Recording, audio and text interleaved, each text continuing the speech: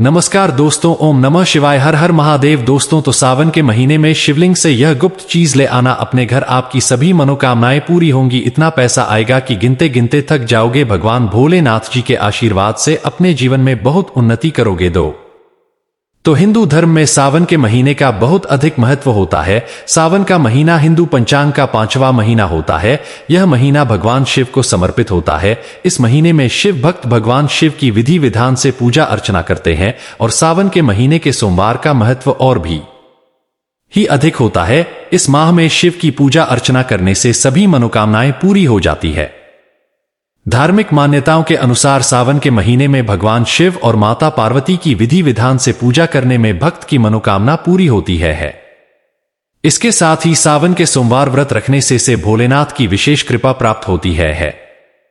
दोस्तों, सावन महीना का आरंभ 22 जुलाई 2024 दिन सोमवार से हो रहा है और सावन महीने का समापन पर 19 अगस्त को होगा कहा जाता है। इस सावन के महीने में किसी भी व्यक्ति ने भगवान भोलेनाथ की थोड़ी सी भी पूजा साधना क्रिया कर ली तो उस व्यक्ति के जीवन की सभी मनोकामनाएं पूर्ण हो जाती है। उस व्यक्ति के जीवन के हर कष्ट खत्म हो जाते हैं और उस व्यक्ति के जीवन में धन आना शुरू हो जाता है।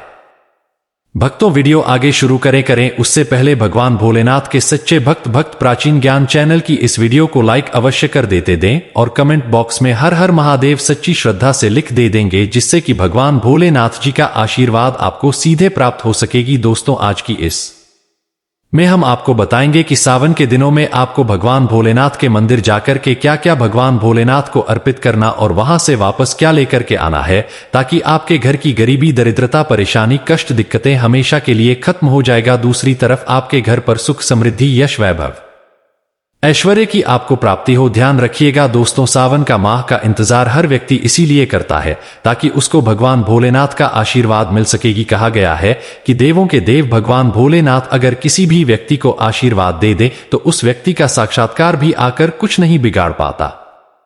क्या है, इसीलिए आज के इस वीडियो में हम आपको बताएंगे कि कैसे आप सावन के दिन, जो बहुत ही पावन दिन है, इस दिन भगवान भोलेनाथ को प्रसन्न कर सकते हैं, कैसे आपको भगवान भोलेनाथ का आशीर्वाद प्राप्त हो सकता है और कैसे सावन के दिनों में शिवलिंग की पूजा करनी है, वह भी खास उपाय करते हुए, कैसे आपको शिवलिंग पर क्या चढ़ाना है और क्या क्या वहां से लेकर अपने घर पर वापस लेकर आना है, ताकि आपके घर पर अन्न और धन का भंडार कभी भी कम न हो। देखिए दोस्तों, आपके जीवन में कितनी ही बड़ी परेशानी हुई हो, कितनी ही बड़ी दिक्कत क्यों ना हो, मान लीजिए आपके जीवन में धन की समस्या है, मान लीजिए आप नौकरी की प्राप्ति के लिए बहुत ही ज्यादा परेशान हो चुके हैं, आपके शत्रुओं ने आपको घेर लिया है, संतान की प्राप्ति आपको हो नहीं पा रही है, तो एक बात का ध्यान रखिएगा दोस्तों, सावन का पावन दिन एक ऐसे दिन होते हैं जिस दिन कोई भी व्यक्ति अगर थोड़े से उपाय कर लेता है, भगवान भोलेनाथ की साक्षात पूजा कर लेता है तो उस व्यक्ति की कितनी ही बड़ी मनोकामना हो, कितनी ही बड़ा कष्ट हो, वह खत्म हो जाता है और उसकी मनोकामना पूर्ण हो जाती है। दोस्तों, मान लीजिए आपके ऊपर कोई दोष लगा हुआ है, जैसे वास्तु दोष, शनि दोष, प्राकृतिक दोष या कोई भी दोष लगा हुआ है, तो आपको सावन सोमवार के थोड़ी सी पूजा करनी है और आपका दोष खत्म हो जाएगा। आपके जीवन से सभी परेशानियां चली जाएंगी और आपके जीवन में जो धन आना बंद हो गया था उसका आगमन वापस शुरू हो जाएगा। मान के चलिए आपके जीवन में कभी भी कोई परेशानी नहीं रहेगी। बस दोस्तों, आज की इस वीडियो को लास्ट तक देख लीजिए और मान के चलिए भगवान भोलेनाथ के आशीर्वाद से आपकी सभी मनोकामनाएं भी पूरी होगी और आपके जीवन की सभी परेशानियां भी चली जाएंगी। देखिए, एक बात कही गई है कि जब भी हम भगवान भोलेनाथ की पूजा करते हैं, हमें धैर्य रखना चाहिए, विश्वास रखना चाहिए और श्रद्धा के साथ भगवान भोलेनाथ की पूजा करनी चाहिए, क्योंकि भगवान भोलेनाथ बहुत ही भोले हैं। वह किसी भी व्यक्ति की थोड़ी सी ही पूजा से साधना से तुरंत ही प्रसन्न हो जाते हैं। इसलिए दोस्तों, सावन सोमवार के दिन कुछ ऐसी चीजें हैं जो आपको अवश्य पता होनी चाहिए, क्योंकि सावन सोमवार के दिन अगर आप भगवान भोलेनाथ के सामने पूजा करने जा रहे हैं तो मान के चलिए दोस्तों, आपने अगर कोई गलती कर दी तो भगवान भोलेनाथ आपसे क्रोधित हो जाएंगे और आपने सही तरीके से पूजा की होगी तो साक्षात आपको भगवान भोलेनाथ उसी दिन आशीर्वाद दे देंगे और उस दिन के बाद आपके जीवन में कभी कोई परेशानी नहीं आएगी। आपको हमें एक एक चीज बताने जा रहे हैं, इसलिए इस वीडियो को लास्ट तक देखिएगा। का सबसे पहले आपको भगवान भोलेनाथ के मंदिर जाना होगा। यह जितने भी उपाय आपको बताए जाएंगे यह मंदिर के उपाय होंगे। आगे देखिए होता क्या है कि कई लोग हमसे पूछते हैं कि गुरुजी हमारे घर पर शिवलिंग है, क्या हम घर पर पूजा नहीं कर सकते हैं? तो इसका उत्तर है नहीं। दोस्तों, आपको मंदिर जाना पड़ेगा, क्योंकि मंदिर का जो शिवलिंग होता है और जो घर का शिवलिंग होता है इसमें बहुत ज्यादा फर्क होता है। जो मंदिर का शिवलिंग होता है दोस्तों, इसकी जो एनर्जी होती है वो आपके घर के शिवलिंग से करोड़ों गुना ज्यादा होती है। इसमें ऐसी सकारात्मक ऊर्जा होती है जिसके सामने अगर आप थोड़ी सी पूजा करते हैं तो तुरंत ही उसका फल आपको मिलता है और आपके जीवन की हर परेशानी चली जाती है। तो आपको जितने भी आज उपाय बताए जा रहे हैं आपके जीवन की परेशानी को खत्म करने के लिए, आपकी मनोकामना पूर्ति के लिए, उस उपाय के लिए तो आपको मंदिर जाना पड़ेगा। और सावन सोमवार का पर्व पड़ रहा है, वह आज दिन सोमवार को पड़ रहा है, तो यह दिन ऐसा आया है। इस दिन अगर आप मंदिर जाकर के भगवान भोलेनाथ की पूजा आराधना कर रहे हैं तो मान के चलिए दोस्तों, आपके जीवन में कभी कष्ट आ ही नहीं सकता था। पूरे साल आपके घर पर अन्न धन का भंडार बना रहेगा।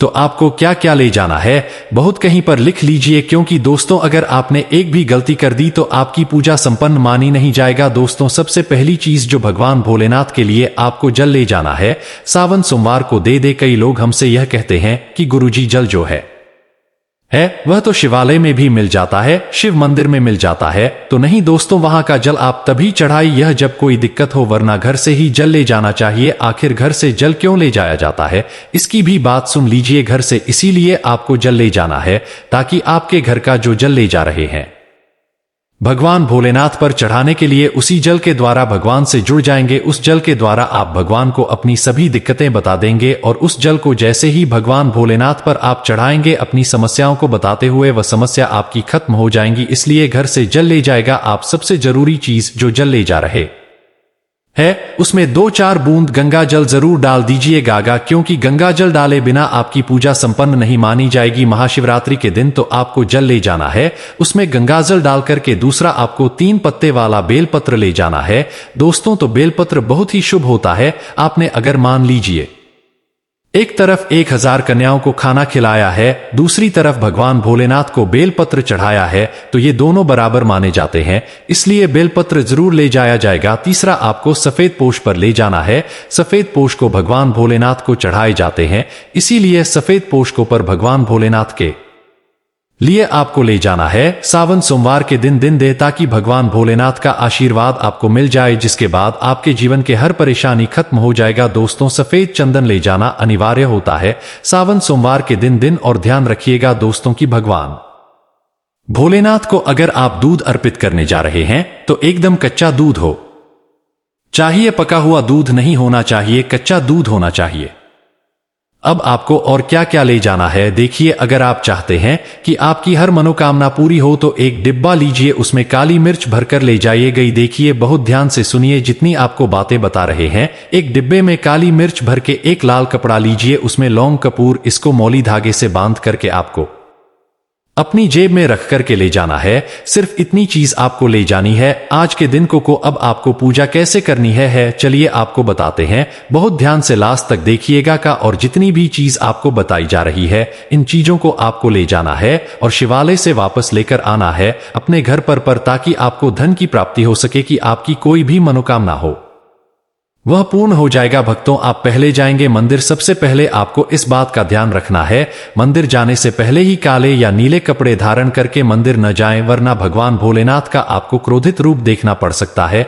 सबसे पहले आपको यह करना है कि पतली धार बनाते हुए जल से भगवान भोलेनाथ को अर्पित कर देना। बहुत ध्यान से सुनिएगा का भक्तों, पतली धार बनाते हुए भगवान भोलेनाथ को जल आपको अर्पित कर देना है। अब आपको यह करना है दोस्तों कि भगवान भोलेनाथ को चंदन लगाना है। चंदन लगाने के बाद भगवान भोलेनाथ पर 3 पत्ते वाला बेलपत्र रखना है। 3 पत्ते वाला बेलपत्र रखने के बाद आपको भगवान भोलेनाथ पर सफेद पुष्प अर्पित कर देना है। सिर्फ इतना आपको करना है। दूध अगर आप चढ़ाना चाहते हैं तो दूध भी आप चढ़ा सकते हैं, इतना बस आपको करना है। इतना करने के बाद आपको वहां पर खड़े होकर 108 बार, बहुत ध्यान से सुनिएगा, 108 बार आपको ओम नमः शिवाय का जाप करना है।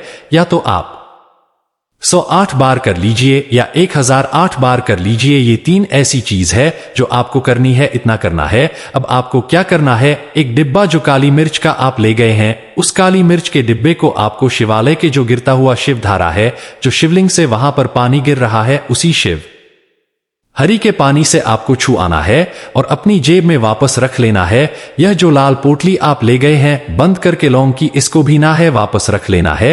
अब आपको क्या करना है, जिस लोटे में पानी ले गए थे या जिस लोटे में भी आप दूध ले गए थे, उसमें आपको क्या करना है, आपको जो भगवान भोलेनाथ का पानी वहां पर गिर रहा है, भक्तों ध्यान रखिएगा, शिवलिंग की जो पानी नीचे गिर रहा है, उसी पानी का थोड़ा सा पानी अपने लोटे में ले लेना है। ध्यान रखिएगा का जो आपने लोटे में पानी भरकर ले गए हैं, वह पानी वापस बचाना नहीं है, वह तो पूरा आपको भगवान भोलेनाथ को अर्पित कर देना। जो शिवलिंग से पानी गिर रहा है, उस पानी को आपको अपने लोटे में वापस ले लेना है। भक्तों मान लीजिए आप यह सोच रहे होंगे कि कई लोग वहां पर पानी चढ़ा रहे हैं, तो इस बात की आप चिंता ना करेंगे, क्योंकि भगवान भोलेनाथ के शिवलिंग पर जब भी पानी चढ़ाया जाता है, वह अमृत बन जाता है। कहा जाता है कई देवी देवता शिवलिंग के पास अदृश्य रूप में खड़े होते हैं ताकि शिवलिंग से गिर रहा पानी वह धारण कर सकेंगे, इतना पवित्र होता है शिवलिंग से गिरता हुआ पानी। तो शिवलिंग से गिरता हुआ पानी को आपको अपने लोटे में ले लेना, ना सिर्फ थोड़ी सी बूंदे ले लेनी है। अब आपको क्या करना है,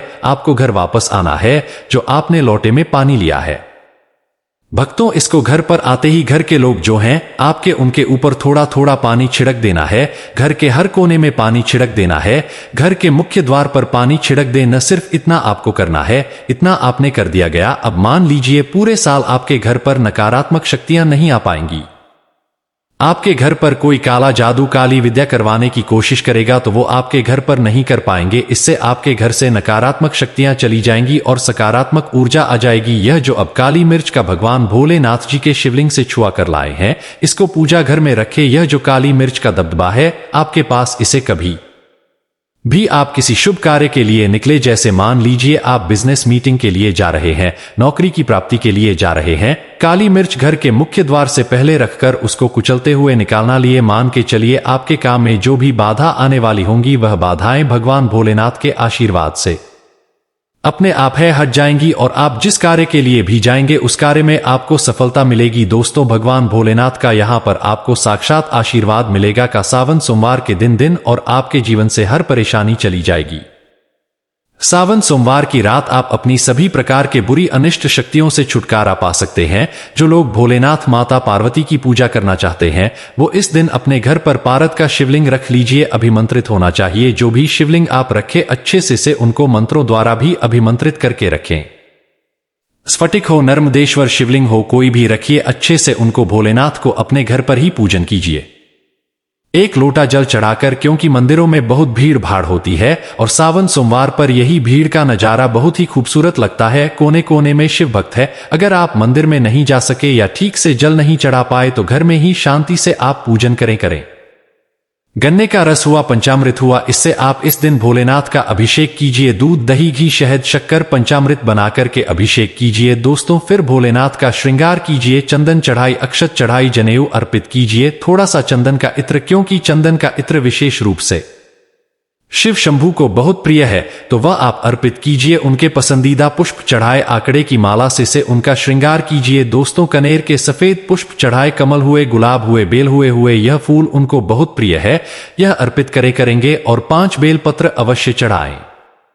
आप इस दिन चाहें तो या जो आपके पास बेलपत्र है उसी पर आप श्री श्री लिख करके या ओम नमः शिवाय है या राम राम लिख करके अर्पित कीजिए। जो चिकना भाग होता है उस पर लिखिए और यह सीधा शिवलिंग पर अर्पित हो। इस प्रकार से आपको बेलपत्र चढ़ाने चाहिए। दोस्तों आप विशेषकर इस बात का ध्यान रखें कि कटे फटे बेलपत्र न हो। जो व्यक्ति अधूरी चीज भगवान को अर्पित करता है तो उसे भी कटे फटे पत्तों की तरह ही कटा फटा फल ही प्राप्त होता है। इसीलिए कभी भी अपूर्ण सामग्री अर्पित ना करें। दोस्तों कहते हैं कि जब भोलेनाथ ने गले में वेश धारण किया था तो आदि शक्ति मां के कहने पर देवताओं ने भगवान शिव के सिर पर भांग, धतूरा, बेलपत्र आदि रखा और निरंतर जल अभिषेक किया था, जिसकी वजह से उनके मस्तिष्क का ताप कम हुआ था। और उस समय से ही भोलेनाथ को भांग धतूरा चढ़ाया जाता है। और यह बात भोलेनाथ के भक्त में बहुत कम लोगों को ही पता है कि इसी कारण शिवलिंग पर भांग धतूरा चढ़ाया जाता है। दोस्तों, अगर आपके घर में शिवलिंग है तो आज के दिन आप चाहे तो शिवजी का त्रिशूल हुआ, डमरू हुआ, ये भी आप उनको अर्पित कर सकते हैं। शिव के डमरू की दमदम की ध्वनि मंगल गुरु से संबंधित होती है, क्योंकि चंद्रमा उनके मस्तक पर विराजमान होकर अपनी क्रांति से अनंत आकाश में जटाधारी महामृत्युंजय को प्रसन्न करता है और बुध आदि ग्रह है इसमें संभाव से सहायक होते हैं। तो यह आज के दिन डमरू अर्पित करे भोले बाबा का डमरू अवधारण भी कर सकते हैं, अभिमंत्रित करके आप अपने शरीर पर